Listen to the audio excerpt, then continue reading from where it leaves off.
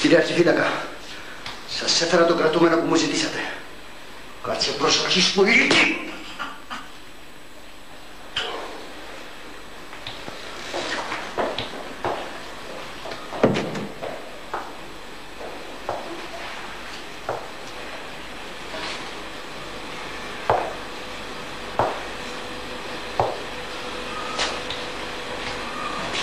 Ο φύλακας είναι κοντράνθρωπος, έτσι.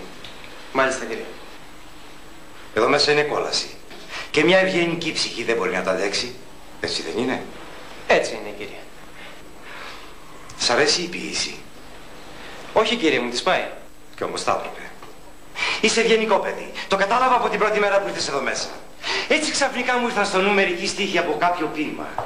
Η ομιλία τέλειωσε και απόμειναν κατάπληκτοι και γυμνοί. Το μόνο απρόβλεπτο σημείο ήταν το βλέμμα που όταν προσπάθησε να μετακινηθεί, πραγματίνατον, κυριάρχησε η ευχή. Με καταλαβαίνεις? Όχι, κύριε. Ποτέ μου δεν μπόρεσα να καταλάβω την ποίηση. Μου τη πάει, σας το είπα. Διαφορώ τι κάνεις με την ποίηση. Αρκεί να καταλαβαίνεις εμένα. Σε χρειάζομαι, Στέφανε. Νομίζω ότι ο Θεός έστειλε σε μένα σαν τον άγγελο με το κρίνο. Τι ανομαλίες είναι αυτές που μου λέτε, κύριε? Ονόμαλη και διεφθαρμένη είναι η ψυχή σου. Κι όμως θα μπορούσα να κάνω πολλά για σένα, Στέφανε. Φερρυπίν, θα μπορούσα να σε πάρω από το θάλαμο και να κοιμάσαι εδώ μέσα. Να βγαίνεις έξω. Να έχεις χρήματα για τις εξόδους σου.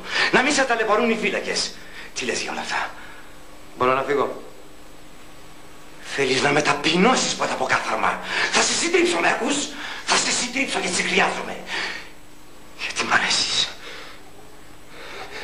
Φύλακες!